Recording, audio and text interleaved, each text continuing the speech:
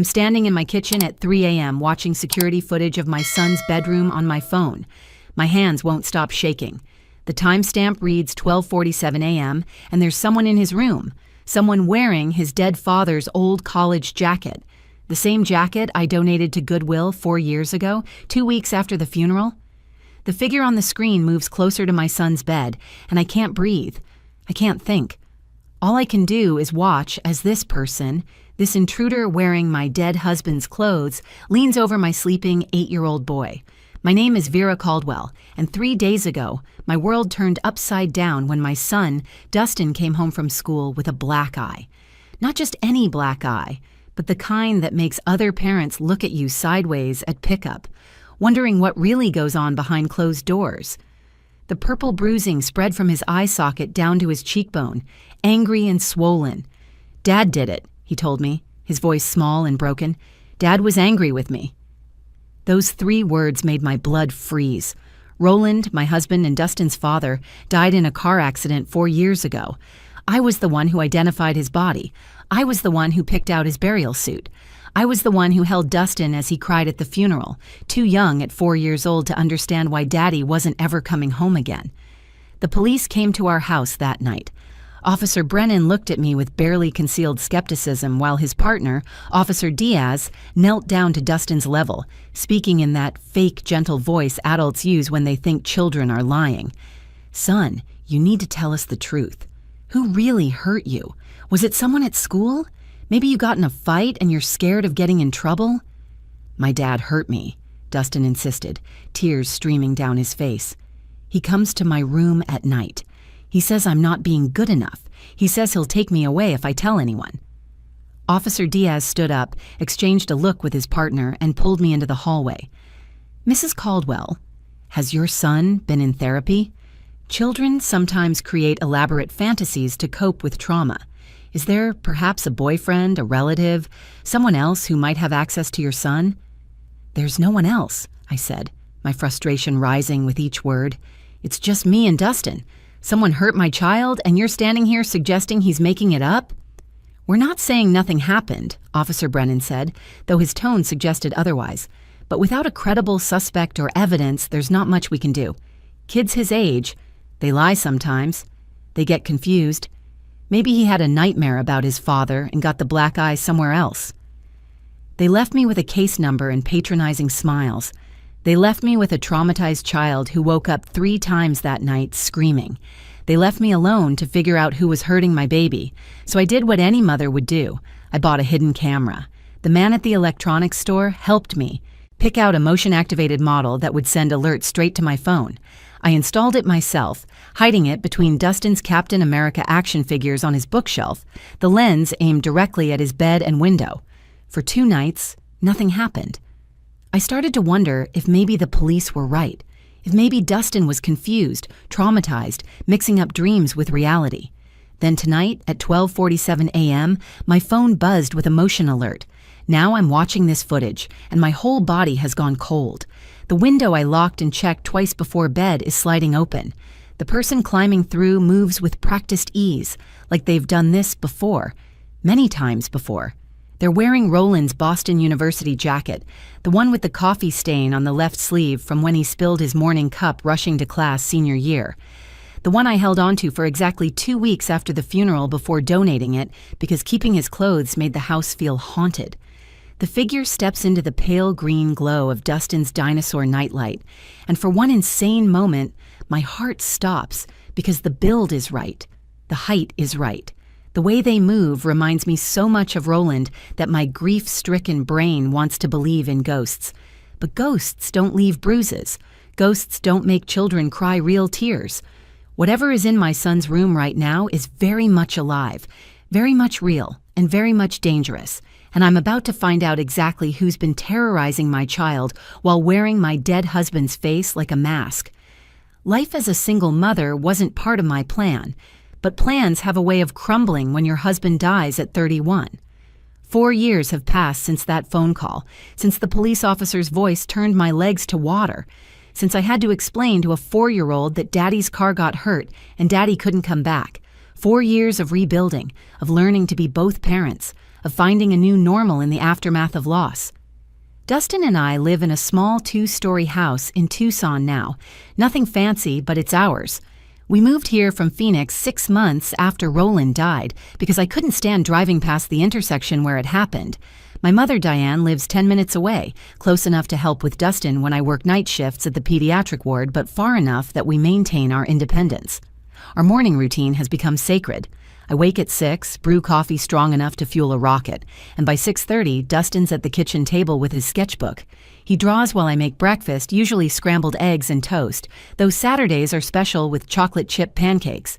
The kid inherited Roland's artistic talent, but thankfully not his temper. Where Roland would tear up canvases that didn't meet his standards, Dustin just turns the page and starts fresh. "Mom, look," Dustin said just last week, showing me a drawing of a dragon protecting a small house. "That's us. You're the dragon." "Why? Am I the dragon?" I asked, ruffling his dark hair that curls exactly like his father's did. "Because dragons protect their treasure, and I'm your treasure. That's what Grandma Diane says." My mother had been a godsend through everything. She picked Dustin up from school when my shifts ran long, taught him to bake cookies, and never once suggested I should start dating again like my friends did. My brother Nolan helped too, driving down from Flagstaff every other weekend to take Dustin to baseball games or the Desert Museum. He'd become the male figure Dustin needed, teaching him to throw a curveball and change a tire, things Roland would have done. "Your dad would be proud of you," Nolan told Dustin after his first little league game last spring. "You've got his determination." My father Eugene retired from construction last year and immediately started projects in our garage. Every Thursday afternoon, he'd pick Dustin up and they'd build birdhouses or pinewood derby cars, sawdust in their hair and matching grins on their faces. The garage became their domain, tools hung on pegboards exactly how Eugene liked them. Dustin's safety goggles still too big for his face, but worn with pride. The neighborhood embraced us from day one. The Hernandez family next door had twins Dustin's age, Carlos and Sophia, who treated our backyard like an extension of theirs. Mrs. Chen across the street brought soup whenever I looked tired. Mr. Patterson, a widower 3 houses down, kept an eye on things when I worked nights, his porch light always on like a beacon. I'd found my rhythm at work, too. The pediatric ward at Tucson Medical Center was demanding but fulfilling.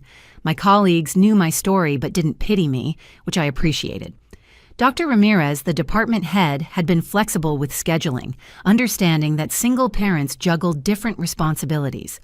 "You're one of our best nurses, Vera," she told me during my last review. "The kids respond to you because you treat them like people, not just patients." I'd learned that from Dustin, from watching him face his father's death with more courage than most adults could muster. He still had Roland's picture on his nightstand, still talked to it sometimes when he thought I wasn't listening. "Hi, Dad," I heard him say one evening.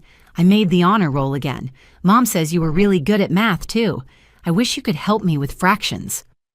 Those moments broke my heart and healed it simultaneously. Grief, I'd learned, wasn't something you got over, but something you grew around, like a tree growing around a fence until the metal became part of the wood. Our house had become a haven. Dustin's room was his sanctuary, walls covered in his artwork and glow-in-the-dark stars Roland had put up when Dustin was 2. The stars still glowed faintly at night, a reminder of bedtimes when we were still a family of 3. Everything was finally working. We had support, stability, love. Dustin was, thriving in school, making friends, discovering who he was, separate from his father's death. I'd even stopped jumping when the phone rang at odd hours, no longer expecting tragedy. We were healing. We were happy. Then came that Tuesday afternoon when everything changed. The call came at 2:15 p.m. while I was reviewing patient charts in the break room. The school's number flashed on my screen, and my stomach dropped the way it does when your child's school calls during the day. Nothing good ever comes from those calls. "Mrs. Caldwell, this is Principal Wakefield. Dustin's been injured. We need you to come immediately." I don't remember driving to the school. One moment I was grabbing my keys, the next I was bursting through the office doors. The secretary pointed me toward the nurse's station without a word, her face full of the kind of sympathy that made my chest tight. Dustin sat on the examination table, an ice pack pressed to his face. When he lowered it, I gasped. His right eye was swollen completely shut, purple and black bruising spreading across his cheekbone like spilled ink. His upper lip was split, dried blood crusted at the corner. "Baby, what happened?" I pulled him against me, feeling him shake. "Dad did it," he whispered into my shoulder. Dad was angry because I told Carlos about his visits. The room went silent. Principal Wakefield, the nurse, and the school counselor, Mr. Bryant, all stared at me. I felt the weight of their judgment, their concern, their confusion. "Dustin, honey, Daddy died 4 years ago. Remember? Someone else hurt you. Who was it really?" He pulled back, his one good eye meeting mine with absolute certainty. "It was Dad. He comes through my window at night. He says if I'm not good, if I tell anyone, he'll take me away like he was taken away. But I told Carlos because I was scared, and Dad found out." Principal Wakefield cleared her throat. "Mrs. Caldwell, perhaps we should speak privately." In her office, she chose her words carefully. "Has Dustin been seeing a therapist? Sometimes children process trauma in unexpected ways. These delusions about his father could be a cry for help." "Someone physically assaulted my 8-year-old son," I said, my voice shaking with barely controlled rage. "Look at his face. That's not a delusion. That's battery." "Of course. Which is why we've called the police. They're on their way. But Dustin's insistence about his father is concerning in a different way." The police arrived within the hour. Officer Brennan, a man who looked like he'd rather be anywhere else, took photos while his partner, Officer Diaz, questioned Dustin. They went through the routine questions, their skepticism growing with each answer. "Son, you need to tell us the truth now. This is serious. Who really hurt you?" "My dad did it," Dustin insisted, tears rolling down his bruised face. "He comes at night. He stands by my bed. He smells wrong, like dirt and something sour. His voice is different, angry. He grabbed my face hard and said I was weak, that I was disappointing him." Officer Diaz pulled me into the hallway. "Ma'am, does anyone else have access to your home? A boyfriend, family member, babysitter?" "No one. My mother watches him sometimes, but at her house. My brother visits every other weekend. My father comes for woodworking projects, but no one has keys except me." "What about break-ins, damaged locks, open windows?" "Nothing. I check everything before bed. I always have since Roland died." Officer Brennan joined us, notebook in hand. "Mrs. Caldwell, kids sometimes lie about who hurt them, especially if they're scared of getting someone in trouble. Maybe a friend, a bully, someone threatened him. My son isn't lying. He's traumatized. Someone is hurting him. Look, without evidence or a credible suspect, our hands are tied. A deceased father isn't someone we can investigate. Document any injuries, keep your doors locked, and maybe consider getting him psychological help." They left me with a case number and hollow assurances. That night, I deadbolted every window, checked every door twice, and dragged my pillow and blanket into Dustin's room. I slept on his floor, waking every time the house creaked. "Mommy?" Dustin whispered at 3 a.m. "Are you still there?" "I'm here, baby. I'm not going anywhere." "He doesn't come when you're here. He only comes when I'm alone." The next morning, my mother arrived with groceries and concern. "Vera, honey, you look exhausted." I told her everything. She listened, made coffee, then chose her words carefully. "Maybe the counselor has a point. Trauma manifests strangely sometimes. Remember when Uncle Paul died and Cousin Amy insisted she saw him at the grocery store for months? Mom, someone gave him a black eye. Someone real. I'm not saying it didn't happen, but Roland visiting him, that's concerning differently. Even Nolan seemed doubtful when I called him that evening. Someone's definitely hurting him, V. But the dad story? That sounds like a scared kid not wanting to rat out whoever's really doing this." 3 days passed with no answers. Dustin refused to go to school, clinging to me whenever I tried to leave the room. I called in sick to work, something I'd only done twice in 4 years. Dr. Ramirez was understanding, but I knew I couldn't keep this up indefinitely. Every night, Dustin woke screaming about his father coming for him. Every morning, I checked his body for new bruises, photographing the old ones as they shifted from purple to green to yellow. Thursday morning changed everything. Dustin was eating cereal, quiet as he'd been since the incident, when he suddenly spoke. "Mom, Dad says you don't believe me either. He says no one will ever believe me because adults are stupid. I knelt beside his chair, taking his small hands in mine. Baby, I believe someone is hurting you. I believe you're scared. We're going to figure this out. I promise. But you don't believe it's Dad. Dustin, I was there when Daddy died. I saw him. He can't come back. This Dad is different, he said, pulling his hands away. He's meaner. His eyes are wrong. He knows things about our old house, about you, about Daddy's things. He wore Daddy's jacket, the one with the coffee stain. My blood chilled. I'd never told Dustin about the coffee stain on Roland's college jacket. It was such a specific detail, something only someone who knew Roland well would remember. That afternoon, while Dustin was reading in the living room, I drove to Tech World on Campbell Avenue. The store was mostly empty, fluorescent lights humming over aisles of electronics I didn't understand. A young employee named Trevor approached, eager to help. I need a camera for my son's room, I said. Something hidden. Someone's been getting in at night. His expression shifted to concern. Oh man, that's scary. Let me show you what we have. This model here is motion activated, sends alerts straight to your phone, night vision, audio recording, the works. It's small enough to hide anywhere. I bought it along with a memory card and backup battery. The total came to $300 I didn't really have, but Dustin's safety was worth any price. At home, I told Dustin I was reorganizing his bookshelf while he helped Grandpa Eugene in the garage. I positioned the camera between his Captain America and Iron Man figures, angling it to capture both his bed and the window. The app connected easily to my phone, showing me a clear view of his room. Testing, I said, waving at the camera. The image was crystal clear, even picking up the titles on his book spines. That evening, I made Dustin's favorite dinner, spaghetti with meatballs and garlic bread. He barely touched it. Dustin, if Dad comes again tonight, what exactly does he do? He pushed a meatball around his plate. He comes through the window even when it's locked. He stands by my bed for a long time, just watching. Sometimes he touches my hair, but his hands are cold. He whispers about how I need to be better, stronger, more like him. He says you're making me soft. That doesn't sound like Daddy at all. Daddy loved how creative you are. I told you, this isn't the same Dad. This one is angry all the time. He smells bad, like when we forgot the milk in the car that one time. I tucked him in at 8:30, reading 2 chapters of Harry Potter until his eyes grew heavy. The camera app showed him clearly, chest rising and falling peacefully. I kissed his forehead, double-checked the window lock, and went to my room. I sat on my bed, phone plugged in and propped against a pillow, watching the feed. 9 o'clock passed quietly. At 10, Dustin rolled over, mumbling in his sleep. 11 brought nothing but the occasional car passing outside. By midnight, my eyes were burning.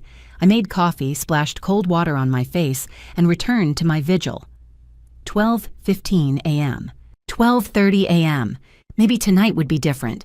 Maybe whoever was doing this knew I was watching somehow. At 12:47 a.m., my phone buzzed with a motion alert. The window was opening. Not breaking, not being forced. Opening smoothly as if the lock I'd checked 3 times simply didn't exist. A figure climbed through with practiced ease, moving with a familiarity that made my skin crawl. They knew exactly where to step to avoid Dustin's scattered toys. They knew which floorboard creaked. They were wearing Roland's Boston University jacket. I sat frozen, watching this person, this intruder, move through my son's room like they belonged there. They approached Dustin's bed with slow, deliberate steps. My paralysis broke. I grabbed my phone and car keys, ready to confront whoever was terrorizing my child. I ran down the hallway, my bare feet silent on the carpet, 911 already dialing on my phone. My heart hammered against my ribs as I pressed my ear to Dustin's door. A voice filtered through, low and harsh, nothing like Roland's warm tenor, but familiar in a way that made my stomach twist. Such a disappointment. Your father wanted a strong son, not a weak little artist who cries for his mommy. I knew that voice. God help me, I knew that voice. I burst through the door, flipping the light switch in one motion. The figure spun around, and even though I'd seen her on the camera, even though some part of me had already known, the sight still knocked the breath from my lungs. Sienna Caldwell stood beside my son's bed, wearing Roland's college jacket over pajama pants and slippers. Her hair, once perfectly styled at every family gathering, hung in greasy strands around her face. Her eyes, the same hazel as Roland's, were glazed and unfocused. The smell hit me next, alcohol mixed with something sour like milk left in the sun. "Sienna?" My voice cracked. "What are you doing?" "Someone has to fix him," she said, her words slightly slurred. "Roland asked me to. He talks to me every night, tells me how disappointed he is in what you've let his son become. Too soft, too sensitive, not a real Caldwell man." 911, what's your emergency? The operator's voice came from my phone. "There's an intruder in my house, 3847 East Copper Street. She's in my son's room. Please hurry." Sienna laughed, but it was hollow. Wrong. "Intruder? I'm family, Vera. I have more right to be here than you do. You weren't a Caldwell by blood. Roland was my brother. Dustin carries our family's genes, not yours." Dustin was awake now, pressed against his headboard, tears streaming down his face. "Aunt Sienna?" "Don't call her that," I said, moving between them. "Sienna, you told us you moved to California. You said you got a job in San Francisco." "I had to stay close. Roland needed me to watch over Dustin. He comes to me at night, stands at the foot of my bed, just like Daddy used to when we were kids. He tells me things. Secrets. Like where you kept the spare key under the ceramic frog. Like how Dustin's window lock never worked right because Roland broke it practicing his guitar and never fixed it." My mind raced. The ceramic frog had been at our old house in Phoenix. The broken window lock was true, but Roland had fixed it 2 weeks before he died. These were things only someone who'd been in our life for years would know. "How long have you been doing this?" 6 months. Maybe 7. Time gets fuzzy when Roland's talking. He told me about the jacket, how you gave away his things like they meant nothing. I found it at the Goodwill on Grant Road, recognized it immediately. It still smelled like his cologne. "You've been breaking into my house for 6 months? Hurting my son?" "Disciplining him," she corrected, taking a step toward Dustin. "Someone has to prepare him for the world. You're raising him to be weak, just like Roland was before our father toughened him up." I remembered Roland's stories about his father, the man who died when Roland was 15, the man who believed in discipline through fear, strength through pain. Roland had spent years in therapy dealing with that trauma, promising me he'd never be that kind of father. "Stay away from him." I moved to block her path, but she was faster than I expected, shoving me hard against the dresser. Pain shot through my shoulder as I heard sirens approaching. Sienna grabbed Dustin's arm, yanking him from the bed. "We're leaving. Roland says it's time. He's waiting for us." "Let him go." I launched myself at her, and we crashed into the bookshelf. Action figures scattered across the floor. The camera fell, landing sideways but still recording. Dustin screamed as Sienna's grip tightened on his wrist. "He says you were always too weak," Sienna hissed, her face inches from mine. "That's why he had to die, to get away from you. But I can save Dustin. I can make him strong." The bedroom door slammed open. Officers Diaz and Brennan rushed in, weapons drawn. "Police! Release the child now!" Sienna's grip loosened just enough for Dustin to wrench free and run to me. The officers moved in, Brennan pulling Sienna's arms behind her back while Diaz cuffed her. "Roland wants his son," she screamed as they led her out. "He talks to me. Every night at 3:33 a.m. he tells me what to do. You have to listen. He's coming for all of us." The psychiatric evaluation report came 3 weeks later. Sienna Caldwell diagnosed with severe delusional disorder and PTSD complicated by alcohol dependency. The death of her brother had triggered something that had probably been lurking beneath the surface for years. Dr. Martinez, the psychiatrist who evaluated her, explained it to me in terms I could understand. She created an elaborate delusion where Roland was commanding her to save his son. She genuinely believed she was hearing his voice. The alcohol lowered her inhibitions enough to act on these delusions, but the mental illness was already there. The truth was even darker than I'd imagined. Sienna hadn't moved to California. She'd been living in the Desert Palm Motel on Miracle Mile, 20 minutes from our house, surviving on a life insurance payout from a policy Roland had taken out years ago when they'd briefly run a business together. She'd forgotten to remove her as beneficiary, and she'd collected $50,000 after his death. The motel manager recognized her photo immediately. Paid in cash every week, kept to herself. Sometimes I'd hear her talking to someone in there, but she was always alone. She'd been stalking us for months before the break-ins started, following Dustin to school, watching me leave for work, learning our routines, the key to our house. She'd had it since Roland was alive, from when she'd house sit during our anniversary trip to Sedona. We'd never thought to ask for it back after Roland died. The window lock in Dustin's room had been tampered with using a technique she'd learned from YouTube videos. She'd practiced on her motel window until she could open it silently from the outside. The police found a journal in her room, pages filled with conversations with Roland, detailed plans for reforming Dustin, making him into the son she believed Roland wanted. January 15th. Roland says Dustin draws too much. Real men don't waste time with art. Must teach him strength. March 3rd. Roland is angry. Vera lets him be soft. Must intervene soon. April 20th. Started visits. Dustin needs to understand fear makes you strong. Father taught us that. Dustin started therapy immediately with Dr. Rebecca Phelps, a specialist in childhood trauma. The first session, he barely spoke. The second, he drew pictures of shadows with familiar faces. By the fourth session, he was talking about the confusion of seeing someone he trusted become a monster. Your brain was trying to make sense of something that didn't make sense, Dr. Phelps told him during a session I was allowed to observe. You knew it was someone connected to your dad, someone who knew things about him. Your mind filled in the blanks the best way it could. So I'm not crazy? Dustin asked, his voice small. Not even a little bit. You were brave. You told the truth even when people didn't believe you. That takes incredible courage. My mother came over every day for 2 weeks, bringing food, helping with laundry, just being present. I should have believed you immediately, she said one evening, tears in her eyes. A mother knows when her child is telling the truth. I failed you both. You didn't fail us, Mom. Nobody could have imagined this. Nolan installed a complete security system, cameras covering every angle of the house, motion sensors, reinforced locks on every window. I'm so sorry, V. When you needed us to believe, we doubted. That stops now. My father built Dustin a new bed, one with built-in shelves and a reading light, replacing the one that held too many bad memories. They worked on it. Together in the garage, Dustin learning to sand wood smooth, to measure twice and cut once. You know what makes someone strong? Eugene told Dustin as they worked. It's not being tough or mean. It's protecting the people you love. It's telling the truth when you're scared. You're the strongest kid I know.